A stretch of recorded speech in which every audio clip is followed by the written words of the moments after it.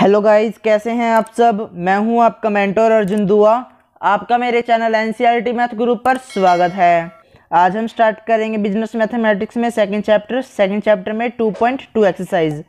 तो देखिए यहाँ पर सबसे पहले मैं आपको इसको इंट्रोडक्शन बताऊंगा, उसके बाद हम इसके सम स्टार्ट करेंगे। तो सबसे पहले आपको इसकी कुछ प्रॉपर्टीज बता देता हूँ, प्रॉपर्टीज के अकॉर्डिंग हम सम कर पाएंगे। तो देखिए यहाँ पर सबसे पहले हमारे पास जो है पहली प्रॉपर्टी रहेगी यहाँ पर, अगर मान लीजिए एक डिटर्मिनेंट होता है, जैसे कि मैंने आपको बताया कि डिटर्मिनेंट किस तरह से लिखा जाता है, किस तरह से उसको रिप्रेजेंट करते हैं, कैपिटल ए और दोनों तरफ मॉडुलस, इस तरह से उसको रिप्रेजेंट करते हैं।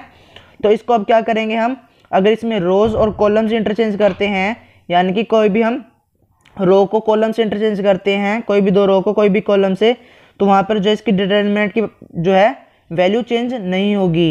इसी तरह से सेकेंड प्रॉपर्टी रहेगी हमारे पास, अगर हम किसी भी रो या फिर कोई भी कॉलम को अगर चेंज करते हैं तब उसकी वैल्यू जो चेंज हो जाएगी। तो यहाँ से पहली प्रॉपर्टी और दूसरी प्रॉपर्टी में क्या फ़र्क आया कि उसमें जो है फर्स्ट प्रॉपर्टी के अकॉर्डिंग हमने वहाँ पर रो और कॉलम आपस में इंटरचेंज की थी, तो वहाँ पे चेंज नहीं होगा डिटर्मिनेंट, यानी कि उसका जो साइन होगा वो चेंज नहीं होगा। लेकिन जब हम रो को रो से ही इंटरचेंज करेंगे, यानी कि जो फर्स्ट रो है उसको थर्ड बना दें या फिर सेकंड बना दें, तो वहाँ पर जो है उसकी वैल्यू चेंज हो जाएगी, यानी कि डिटर्मिनेंट चेंज हो जाएगा। अगर वो प्लस का था वो माइनस हो जाएगा। इसी तरह से थर्ड प्रॉपर्टी रहेगी हमारे पास, अगर कोई भी रोज या फिर कोई भी कॉलम, कोई भी दो रो या फिर कोई भी दो कॉलम अगर आइडेंटिकल हो जाती हैं तब डिटर्मिनेंट की वैल्यू जीरो हो जाएगी। आइडेंटिटी का मतलब वहाँ पे दोनों रो या फिर कोई भी दो कॉलम की वैल्यू जो है सेम हो जाएगी। जैसे कि मान लीजिए यहाँ पर 1 2 3 4 5 6 1 2 3 हो जाती है। इस तरह से देखिए यहाँ पर ये दोनों कॉलम्स आपस में क्या हो गई, आइडेंटिकल हो गई, यानी कि सेम हो गई। तो इस तरह से इसकी वैल्यू डिटर्मिनेंट की हमें सॉल्व करने की जरूरत नहीं पड़ेगी, प्रॉपर्टी के अकॉर्डिंग ये सीधा ही जीरो हो जाएगा। इसी तरह से फोर्थ प्रॉपर्टी रहेगी हमारे पास, अगर कोई भी मल्टीप्लाई करते हैं, जैसे कि मान लीजिए यहाँ पर फैक्टर दिखे हमें, कोई भी मल्टीप्लाई का, मान लीजिए 2 4 6, तो यहाँ से 2 कॉमन आ सकता है। देखिए ऐसे 2 4 6 ये 2 का मल्टीपल है तीनों, तो यहाँ से हम 2 कॉमन ले सकते हैं। इसी तरह से कुछ और इंपॉर्टेंट टॉपिक्स है हमारे पास, देखिए वो क्या रहेंगी। जैसे कि मान लीजिए हमारे पास यहाँ पे दिया हुआ है के ए, काफ़ी बार आता है हमारे पास ये सम, जैसे कि हमें करना होगा डिटर्मिनेंट के साथ के की मल्टीप्लाई, फिर उसकी वैल्यू निकालनी होगी। तो उससे क्या होगा, हमारे पास जो उसका ऑर्डर होगा वो उसकी पावर बन जाएगी के की। इस तरह से हम कह सकते हैं जो इसका ऑर्डर होगा ए का, ए डिटर्मिनेंट का जो भी ऑर्डर होगा उसको हम एन लेते हैं, तो यहाँ पर जितना भी ऑर्डर होगा वो उसकी पावर बन जाएगी के की। इस तरह से ये प्रॉपर्टी रहेगी हमारे पास। इसी तरह से एक और है, देखिए वो क्या होगी हमारे पास, अगर हम कोई भी स्केलर मल्टीप्लाई करें, देखिए जैसे कि ए कोई भी मैट्रिक्स है हमारे पास, अगर उसकी मल्टीप्लाई आइडेंटिटी से कर देते हैं तो के इंटू आई कर देते हैं, तो इसका रिजल्ट हमारे पास क्या रहेगा, वो किसके इक्वल आएगी। तो वो देखिए जब हम डिटर्मिनेंट फाइंड करेंगे तो डिटर्मिनेंट में भी सेम ही रहेगा, यानी कि इस तरह से कह सकते हैं कि ये भी इक्वल होगा। तो इस तरह से कहेंगे। और एक और देखिए, अगर हमारे पास जो है -8 डिटर्मिनेंट होगा, अगर -8 डिटर्मिनेंट होगा तो हम क्या करेंगे, क्या लिख सकते हैं उसको, -1 की पावर n, यानी कि जो उसका ऑर्डर होगा और मल्टीप्लाई में इसकी ए डिटर्मिनेंट, तो हम इसको इस तरह भी रिप्रेजेंट कर सकते हैं। ये दोनों क्या रहेंगे, इक्वल रहेंगे आपस में। जो बाकी की प्रॉपर्टी होंगी, यानी कि उसको हम किस तरह से रिप्रेजेंट करेंगे वो भी मैं आपको बता देता हूँ। तो देखिए जैसे कि हमारे पास ये प्रॉपर्टीज मैंने आपको बताई, आइडेंटिकल की, डिटर्मिनेंट की जो प्रॉपर्टीज थी उसके अकॉर्डिंग हमारे पास जो है ट्रांसफॉर्मेशन भी होती है कि इंटरचेंजिंग हम जब दो रो की करते हैं तो उसको क्या लिखेंगे, तो रो को पता है आप आर लिखेंगे और जो है उसकी आई, और यहाँ पर जो जे होगा, यानी कि जो उसकी रो और कॉलम के अकॉर्डिंग चेंज होंगी, फर्स्ट रो सेकंड रो यहाँ पर चेंज होगा, उसको हम कहेंगे आई और जे, यानी कि वो नंबर होगा रो और जे का। तो यहाँ पर इनको चेंज करेंगे इस तरह से। इसी तरह से हम जो है मल्टीप्लाई भी कर सकते हैं, इसमें हम क्या लिखेंगे, आर आई, यानी कि जो आई है वहाँ पे हम नंबर 1 2 3 जिसमें हम चेंज करेंगे और जिससे चेंज कर रहे हैं वो यहाँ पर लिखा जाएगा। इस तरह से कह रहे हैं। तो देखिए यहाँ पर R1 में हम चेंज करेंगे, एरो का मतलब चेंज करना है हमें, चेंज करेंगे, किस में चेंज करेंगे, मल्टीप्लाई करेंगे के, यानी कि कोई भी स्केलर नंबर की इसी रो के साथ, रो आई। तो यहाँ पर ये इस तरह से हम कहेंगे इसको। तो यहाँ पर क्या हो जाएगा, इसकी मल्टीप्लिकेशन की आइडेंटिटी हो जाएगी। इस तरह से हमारे पास कुछ और भी प्रॉपर्टीज होती हैं, वो मैं आपको क्वेश्चन के अकॉर्डिंग बताता जाऊंगा कि किस तरह से कौन सी प्रॉपर्टी कब अप्लाई होगी।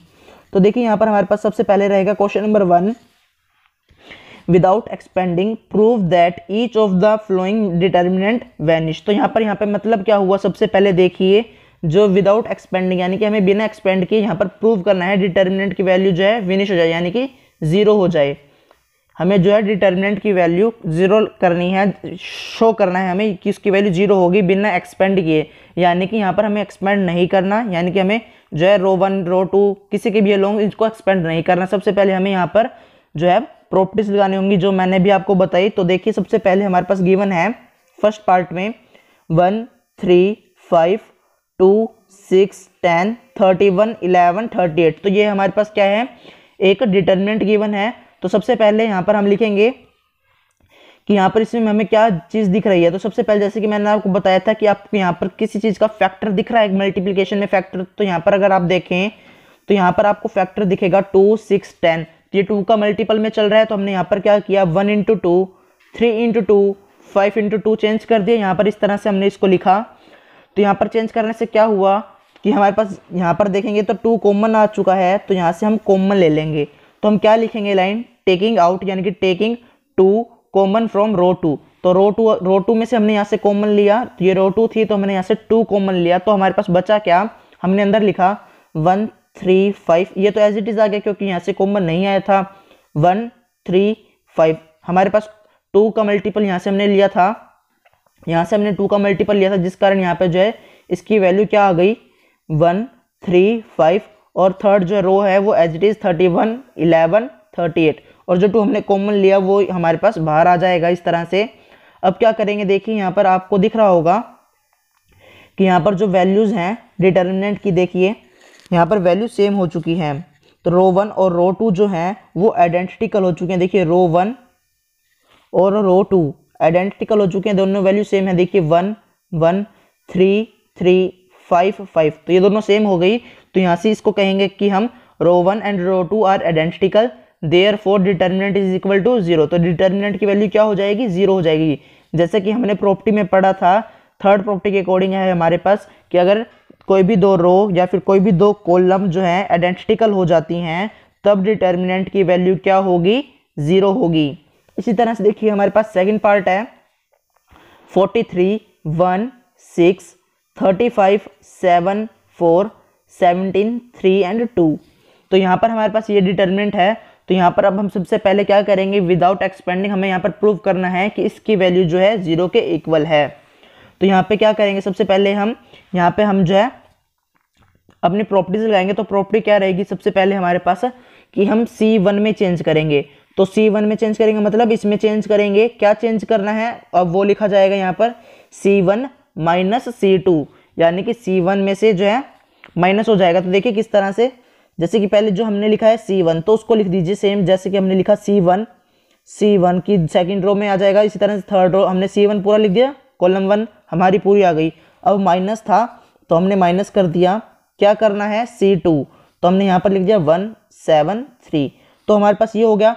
माइनस जब इसमें इसको सोल्व कर देंगे तो हमारे पास क्या वैल्यू आ जाएगी कॉलम 1 की 42 28 एंड 14 आ जाएगी वैल्यू। और हमने फिर क्या चेंज किया, कॉलम 3 में भी चेंज किया है। तो सबसे पहले हमने कॉलम 2 को एज इट इज लिख दिया क्योंकि कॉलम 2 में हमने चेंज नहीं किया 1 7 3। अब जो हमने किस में चेंज किया, कॉलम 3 में चेंज किया। कॉलम 3 में अब क्या चेंज किया वो देखिए, कॉलम 3 में हमने चेंज किया 7 मल्टीप्लाई करा है हमने कॉलम 3 को। तो जैसे कि मैंने आपको बताया कि हम मल्टीप्लाई भी कर सकते हैं, मैंने आपको के वाली बताई थी आइडेंटिटी RI चेंज इंटू के इंटू RI बताई थी मैंने आपको। तो यहाँ पर मैंने के क्या रखा 7, मैंने आपको बताया था के वहाँ पर क्या होगा स्केलर होगा, स्केलर का मतलब सिर्फ एक ही नंबर होगा। तो कॉलम 3 को हमने 7 से मल्टीप्लाई कर दिया। 7 से मल्टीप्लाई करने के बाद देखा कि हमारे पास जो रिजल्ट आया वो जो कॉलम 1 थी वो कॉलम 3 के इक्वल हो गई, यानी कि आइडेंटिकल हो गई। तो जिससे डिटर्मिनेंट की वैल्यू क्या हो जाएगी 0 हो जाएगी। आप जब इनकी प्रैक्टिस करेंगे तब आपको पता लग जाएगा कि कौन सी प्रॉपर्टी कब लग रही है, कौन सा हमने ट्रांसफॉर्मेशन कब करना है। जब आपको ऐसा पता लग जाए तब आप इन सम्स को आसानी से कर सकते हैं। इसी तरह से देखिए थर्ड पार्ट है हमारे पास, यहाँ पर थर्ड पार्ट में रहेगा हमारे पास, देखिए क्या है 2 3 7 13 17 5 15 20 12 हमारे पास ये डिटर्मिनेंट है, ये मैट्रिक्स है। इसको हमने सबसे पहले डिटर्मिनेंट में चेंज किया। आपने ये ध्यान देना है कि आपको ये किस में गिवन है। तो ध्यान से देखा होगा अगर आपने, तो यहाँ पर हमारे पास जो है हमारे पास उसमें डिटर्मिनेंट में गिवन था तो हमने डिटर्मिनेंट का ही लिखा है। अगर हमारे पास पहले अगर मैट्रिक्स दी जाती, यहाँ पर अगर मैट्रिक्स होती तो हम उसको डिटर्मिनेंट की तरह चेंज करते, जैसे कि मैंने यहाँ पर आपको करके दिखाया एक बार।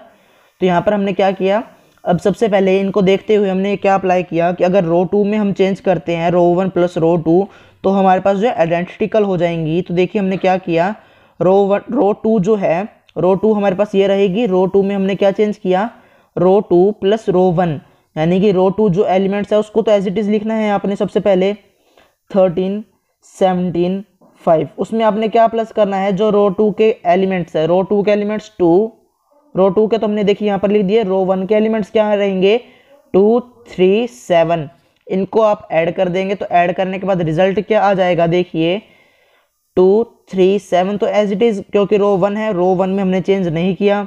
इस तरह रो 3 में भी चेंज नहीं किया। 15, 20, 12 चेंज किस में हुआ था, चेंज हुआ था हमारा रो 2 में। तो रो 2 देखिए क्या आ जाएगी हमारे पास, प्लस करने के बाद 15, 17, 12 हमारे पास ये आ जाएगी। तो हमने यहाँ पर इसको इस तरह से प्लस किया, यहाँ पर 20 हो जाएगा, यहाँ 20 कर लेना आप। तो यहाँ पर 20 हो जाएगा, जिससे हमारे पास क्या होगी, रो जो है सेकंड रो और थर्ड रो आइडेंटिकल हो जाएंगी। आइडेंटिकल होने का मतलब दोनों सेम हो जाएंगी। तो यहाँ पर देखिए दोनों सेम थी, यहाँ पर दोनों सेम थी, तो जिसके कारण यहाँ पर क्या हो गई, ये आइडेंटिकल हो गई, जिससे डिटर्मिनेंट की वैल्यू क्या आ गई, 0 आ गई। तो देखिए यहाँ पर हमारे पास फोर्थ क्वेश्चन है, यानी कि फर्स्ट क्वेश्चन का फोर्थ पार्ट है। 9, 9, 18, 1, -3, -2, 1, 9 एंड 10 हमारे पास ये गिवन है। तो यहाँ पर सबसे पहले हमने क्या अप्लाई किया, देखिए यहाँ पर हमने देखा कि अगर C1 में C2 चेंज करते हैं तो यहाँ पर हमारे पास जो है आइडेंटिकल हो जाएंगी।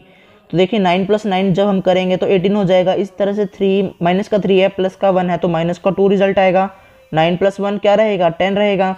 तो हमने यहाँ से चेंज कर दिया, C1 में चेंज कर दिया, C1 में चेंज किया C1 + C2। इस तरह से हमने किया। आप C2 में भी चेंज कर सकते हैं। C2 में क्या चेंज करेंगे, C2 में चेंज करेंगे हम, देखिए यहाँ लिख देते हैं, C2 में चेंज करेंगे हम C2 + C1। आपने ये ध्यान रखना है, जिसमें आप चेंज कर रहे हैं वो पहले लिखा जाएगा। तो यहाँ पर हमारे पास क्या रिजल्ट आ गया, जब हमने इनको प्लस किया तो ये दोनों आइडेंटिकल हो गई। कॉलम फर्स्ट, कॉलम थर्ड दोनों आइडेंटिकल हो गई, जिससे डिटर्मिनेंट की वैल्यू क्या आ गई, 0 आ गई।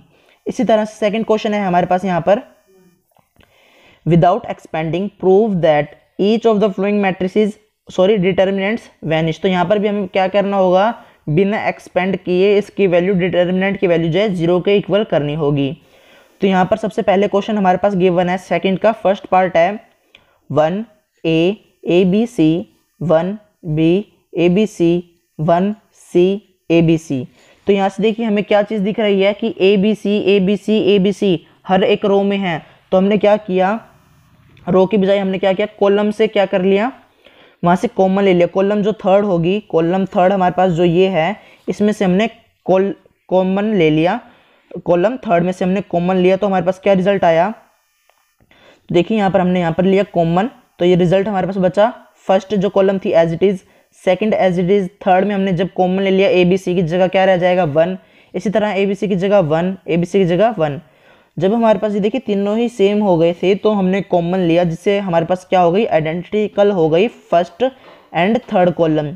First and third column identical हो गई, यानी कि डिटर्मिनेंट की वैल्यू 0 हो गई। इसी तरह से देखिए सेकंड पार्ट है हमारे पास, 1BC A इंटू में B + C, 1CA B into में C + A, 1AB C into में A + B। हमारे पास ये चीज़ गिवन है, ये डिटर्मिनेंट गिवन है। तो सबसे पहले हमने यहाँ पर जो है, यहाँ पर सबसे पहले हमने प्रॉपर्टी लगाई है, कॉलम 3 में चेंज किया हमने। कॉलम 3 में क्या चेंज किया, कॉलम 3 + कॉलम 2।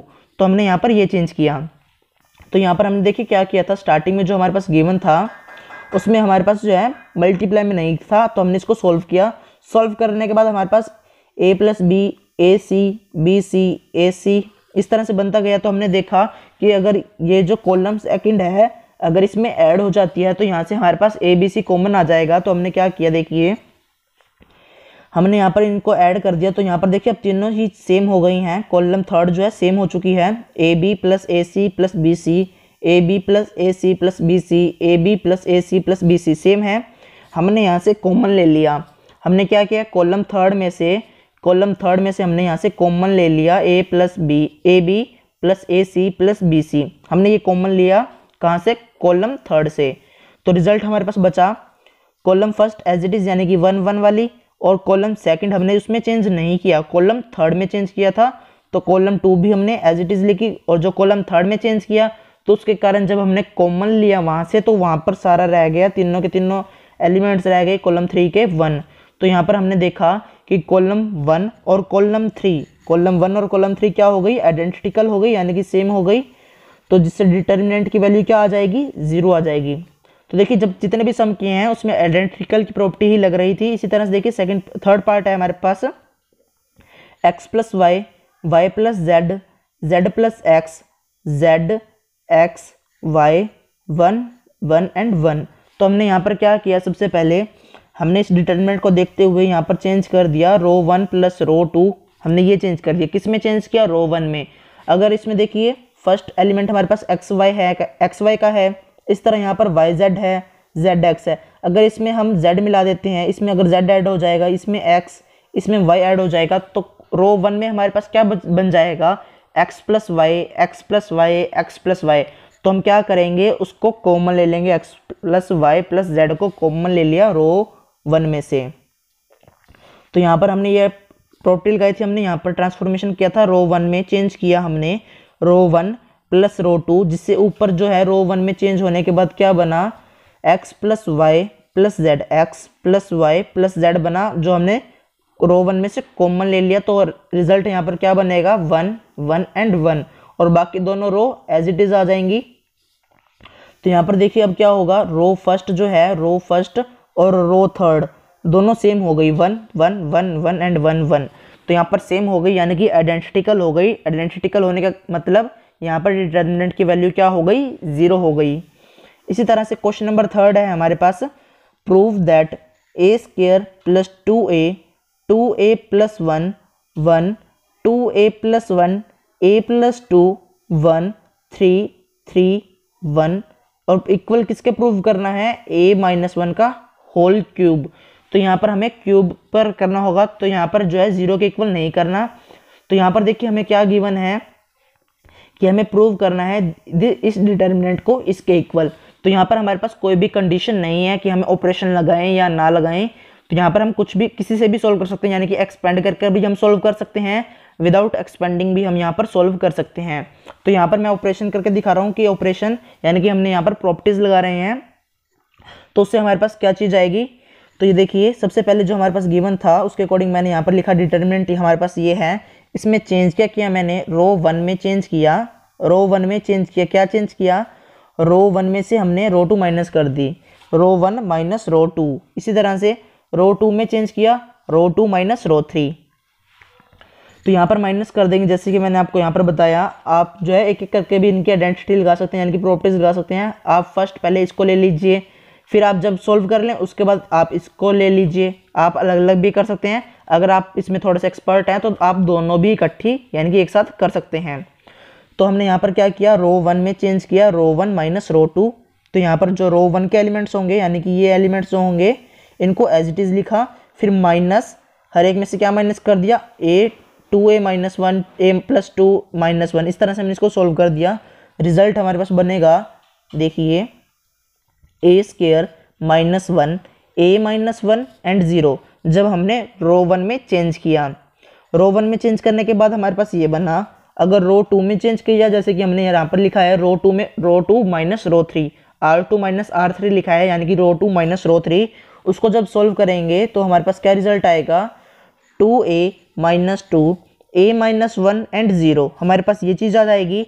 और उसके बाद हमारे पास जो थर्ड थी यानी कि third row as it is हमने यहाँ पर लिख दी है। अब हमने क्या किया, इसको थोड़ा सा हमने सॉल्व करने की कोशिश की, जिससे देखिए हमारे पास दो एलिमेंट्स जो हैं 0 हो गए।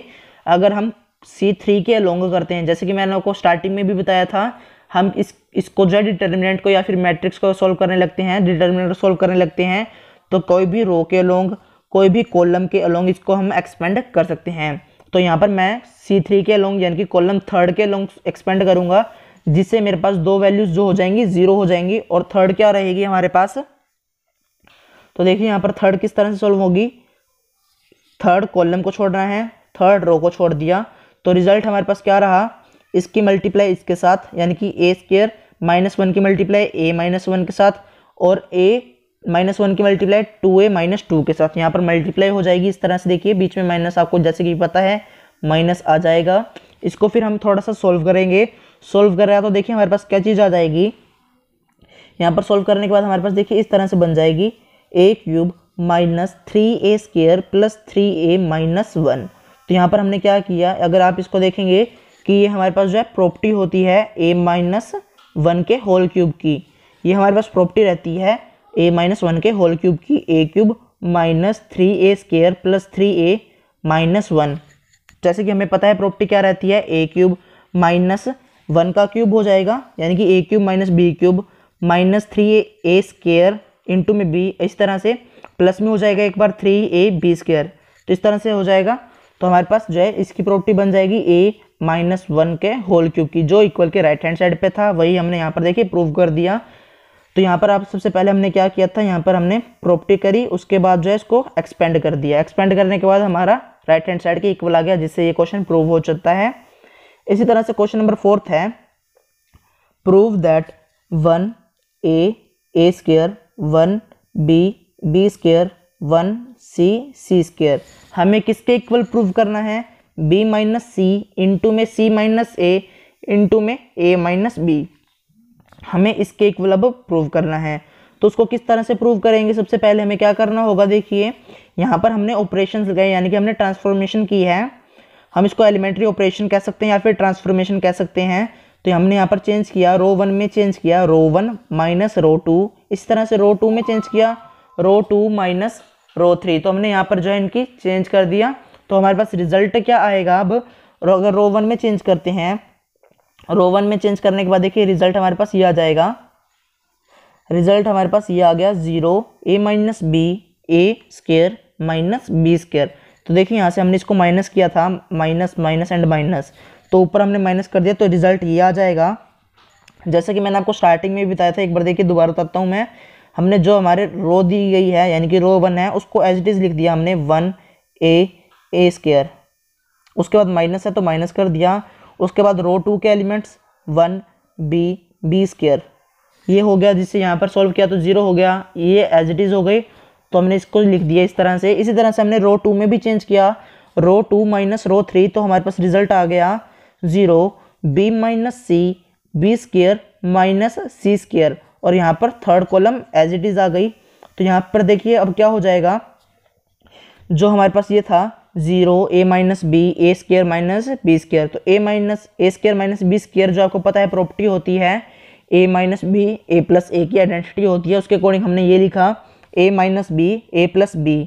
ये हमने क्यों किया, देखिए यहाँ पर a - b था और 0 के अगर a - b से मल्टीप्लाई करेंगे तो कोई फर्क नहीं आएगा।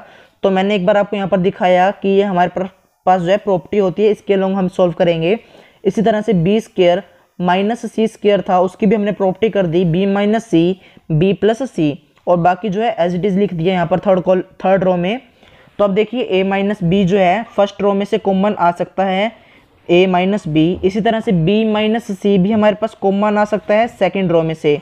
तो हमने यहाँ पर देखिए कॉमन लिया, फर्स्ट रो में से हमने a - b कॉमन ले लिया, इस तरह से सेकंड रो में से हमने b - c कॉमन ले लिया, जिससे हमारे पास रिजल्ट क्या आ जाएगा, देखिए 0 1, यहाँ से a - b कॉमन लिया तो 1 a + b इंटू में 1 देखेंगे तो रिजल्ट तो a + b रहेगा। इसी तरह से हमने यहाँ पर लिखा 0 1 b + c 1 c c², ये तो एज इट इज़ लिख दिया, और बाकी दोनों में कॉमन लेकर हमारे पास ये रिजल्ट आ गया a - b इंटू में दिखाया है हमने a - b इंटू में b - c। अब क्या करेंगे, इसको एक्सपेंड कर देंगे। अब एक्सपेंड जो है हम किसी के भी अलोंग कर सकते हैं जैसे कि आपको अच्छा लगता है, लेकिन हमने यहाँ पर 2 0 कर दिए हैं। तो अब क्या करेंगे, कॉलम 1 के अलोंग हमें अगर इसको एक्सपेंड करेंगे तो सबसे आसान रहेगा, क्योंकि 2 वैल्यूज़ तो इसकी 0 हो जाएंगी। तो थर्ड जो होगी हमारे पास, देखिए कॉलम फर्स्ट के अलोंग जो है हम सॉल्व करेंगे तो ये 2 वैल्यूज़ तो 0 हो गई, और अब क्या करेंगे, कॉलम फर्स्ट और रो थर्ड को छोड़ देंगे, तो बाकी जो है जो रह गया उनकी मल्टीप्लाई यानी कि b + c minus A minus B हो जाएगा, माइनस ए माइनस बी हो गया। अब इसको सॉल्व करेंगे, अगर सॉल्व करेंगे तो रिजल्ट देखिए क्या आ जाएगा, यहाँ पर बी से बी कट जाएगा तो सी माइनस ए रह जाएगा, तो ए माइनस बी, बी माइनस सी, सी माइनस ए, जो हमें प्रूव करना था राइट हैंड साइड के इक्वल आ गया। तो इस तरह से ये क्वेश्चन भी प्रूव हो जाएगा। इसी तरह से क्वेश्चन नंबर 5 है, prove that 1 1 1 A B c c A b is equal to B minus C minus A and a minus b. तो देखिए अब यहाँ पर हमें क्या करना होगा कि हमें जो है इसके इक्वल प्रूव करना है इस डिटर्मिनेंट को। तो यहाँ पर सबसे पहले अगर आप देखेंगे तो यहाँ पर आप ऑपरेशन करते हैं, अगर ऑपरेशन करते हैं यानी कि ट्रांसफॉर्मेशन करते हैं, तो हमने यहाँ पर जो है इनको जीरो कर दिया, यानी कि अगर इसको माइनस कर देते हैं तो क्या रिजल्ट आएगा, देखिए C1 में अगर चेंज करते हैं C1 माइनस C2, अगर C1 में चेंज करते हैं C1 माइनस C2 तो रिजल्ट देखिए क्या आएगा, तो हमने यहाँ पर माइनस कर दिया इस तरह से, तो रिजल्ट 1 में से बन गए 0 a minus B B C minus C A, ये हो जाएगा। इसी तरह से हमने यहाँ पर भी माइनस कर दिया, यहाँ पर माइनस करने के बाद 1 में से 1 0 b माइनस सी हो जाएगा, c minus C a minus A b हो जाएगा, और यहाँ पर ये एज इट इज़ आ गया। अब क्या करेंगे, देखिए यहाँ पर जो हमारे पास रिजल्ट आया उसमें से हमने लास्ट में अगर देखें इन दोनों में, तो यहाँ से हमारे पास c और a कॉमन हो जाएगा, यानी कि माइनस सी इंटू में a माइनस बी, और यहाँ पे minus A B minus c हो जाएगा। ये हमने क्यों किया, क्योंकि अगर देखें a माइनस बी यहाँ पर भी हो जाएगा, a माइनस बी यहाँ पर भी हो गया, और जीरो में से तो हम कॉमन ले ही सकते हैं। कईयों को लगता है कि जीरो में से हम कॉमन कैसे लेंगे, अगर जीरो को अगर आप मल्टीप्लाई करते हैं a माइनस बी के साथ तो रिजल्ट तो आपके पास जीरो रहेगा, तो हम यहाँ से कॉमन ले सकते हैं। a माइनस बी हमने यहाँ से कॉमन लिया, इसी तरह से रो 1 में से कॉमन लिया a माइनस बी, और हमने b माइनस सी कॉमन लिया रो 2 में से, कॉलम 2 में से, कॉलम 1 और कॉलम 2 में से हमने कॉमन लिया है रिस्पेक्टिवली। तो हमारे पास रिजल्ट क्या आ गया, देखिए a माइनस बी इंटू में b माइनस सी, यहाँ पे 0 0 1 1 माइनस सी माइनस ए, थर्ड रो तो थर्ड कॉलम तो हमारे पास एज इट इज़ आ गई। अब इसको हम एक्सपेंड कर सकते हैं रो 1 के लॉन्ग रो 2, जो भी आपको अच्छा लगता हो, लेकिन हमने यहाँ पर देखिए जीरो क्या किया, रो 1 में हमने जीरो किए हैं 2, तो यहाँ पर अगर रो 1 के लॉन्ग करेंगे तो 2 वैल्यू तो ऑटोमेटिकली जीरो हो गई। हमें क्या करना होगा, रो फर्स्ट के एलिमेंट्स को छोड़ना होगा, रो कॉलम थर्ड के एलिमेंट को, रो फर्स्ट कॉलम थर्ड के एलिमेंट को छोड़ दिया, तो रिजल्ट देखिए क्या रहा, 1 माइनस ए की मल्टीप्लाई माइनस 1 माइनस सी की मल्टीप्लाई, यानी कि रिजल्ट होने पर क्या आएगा, माइनस ए प्लस सी। तो अगर इसको सॉल्व करेंगे तो a minus B b minus C minus a is equal to right hand side हो जाएगा। हमने यहाँ पर एक्सपेंड किया था, तो देखिए 0 0 प्लस 1, और प्लस 1 में जो मल्टीप्लाई की अभी मैंने आपको दिखाई है 1 माइनस ए की मल्टीप्लाई माइनस सी की 1 के साथ, तो प्लस का सी हो जाएगा। सॉल्व करा तो हमारे पास देखिए इक्वल राइट हैंड साइड के हो गया, तो जिससे ये क्वेश्चन क्या हो जाएगा, प्रूव हो जाएगा। तो देखिए इसी तरह से 6th क्वेश्चन है हमारे पास, prove that 1 1 1 A B C A cube B cube C cube is equal to B minus C minus A minus B A plus B. हमारे पास ये रिजल्ट आ गया। इसके अलॉन्ग हमें जो है यही रिजल्ट इक्वल टू प्रूव करना है। तो इसमें भी नहीं लिखा हुआ कि हमें जो है ऑपरेशन यानी कि ट्रांसफॉर्मेशंस करनी है। आप जो आपको अच्छा लगता हो, अगर आप इसको सीधा ही एक्सपेंड करना चाहते हैं तो आप एक्सपेंड भी कर सकते हैं। अगर आप ऑपरेशंस लगाना चाहते हैं तो आप ऑपरेशंस भी इस पर लगा सकते हैं। तो यहाँ पर हमने अप्लाई किया सबसे पहला ऑपरेशन, तो हमने चेंज क्या किया, कॉलम 1 में चेंज किया। कॉलम 1 में क्या चेंज किया, कॉलम 1 माइनस कॉलम 2। इसी तरह से कॉलम 2 में चेंज किया, कॉलम 2 माइनस कॉलम 3। तो चेंज करने के बाद रिजल्ट देखिए क्या आ जाएगा, 0 0 1 a minus b minus c हो जाएगा। इस तरह से a cube minus b cube minus c cube C cube हो जाएगा। अब क्या करेंगे, देखिए यहाँ पर हम देखेंगे कि a माइनस बी बनेगा हमारे पास अगर कॉमन, तो हमने यहाँ से जो है a cube minus b cube की आइडेंटिटी लगाई। वो क्या रहेगी, a माइनस बी इंटू में a square plus b square plus a B. हमारे पास ये रिजल्ट आएगा a square plus a B plus b square, ये भी कह सकते हैं। तो इसको हमने यहाँ पर इस तरह से लिखा। इसी तरह से हमने b की आइडेंटिटी भी लगाई, यानी कि b माइनस सी की आइडेंटिटी भी लगाई, और जो थर्ड कॉलम थी उसको एज इट इज लिख दिया। अब हमने फर्स्ट कॉलम और सेकंड कॉलम में से a माइनस बी और b minus C respectively common लिया, यानी कि a माइनस बी हमने कहाँ से कॉमन लिया, तो देखिए a माइनस बी हमने जो है फर्स्ट कॉलम से लिया है और सेकंड कॉलम से हमने क्या लिया, b माइनस सी कॉमन लिया। इस तरह से हमने ये कॉमन लिया है। तो इसे कॉमन लेने के बाद हमारे पास रिजल्ट आ गया 0 0 1 1 1 c a square plus a B plus b square plus B c plus c square and c cube. अब देखिए, अब इसको हम अलोंग जो है एक्सपेंड करेंगे फर्स्ट रो के अलोंग। तो हमने फर्स्ट रो के अलोंग सॉल्व करेंगे तो रिजल्ट हमारे पास क्या आ जाएगा, देखिए a माइनस बी माइनस सी तो एज इट इज़ आ जाएगा। जब एक्सपेंड किया तो 0 0 जो हमारे पास 2 0 थे उसके अलोंग 0 आ जाएगा। और जो हमने क्या करना है, फर्स्ट रो और थर्ड कॉलम को छोड़ देना है, जो बचा उनके आपस में मल्टीप्लाई हो जाएगी। इस तरह से मल्टीप्लाई होने के बाद ये रिजल्ट आएगा। इसमें जो एलिमिनेट होता होगा उसको हम एलिमिनेट कर देंगे, जैसे कि यहाँ पर देखिए बी स्क्वायर एलिमिनेट हो रहा है। इसी तरह से हमारे पास जो है रिजल्ट क्या आ जाएगा, C square minus A square B C minus A B. हमारे पास ये रिजल्ट आ गया। अब हमने क्या किया, सी स्क्वायर माइनस ए स्क्वायर जो था उस पर आइडेंटिटी लगा दी C minus A C plus A. हमने C square minus A square पर आइडेंटिटी लगा दी C minus A and C plus A. तो इसकी आइडेंटिटी ये बन गई। अब जो इसमें जो है हम क्या करेंगे, इसमें से हमने बी कॉमन लिया तो सी माइनस ए आ गया। तो देखिए अब सी माइनस ए इस इक्वेशन में भी है और इस इक्वेशन में भी है। तो इन दोनों इक्वेशन में से हमने सी माइनस ए कॉमन लिया। कॉमन लेने के बाद हमारे पास ए प्लस बी प्लस सी बच जाएगा। तो जो हमें प्रूव करना था वो प्रूव हो जाएगा, यानी कि राइट हैंड साइड के इक्वल आ जाएगा, तो हैंस प्रूव्ड हो जाएगा। बाकी के नेक्स्ट हम जो है अगली वीडियो में करेंगे।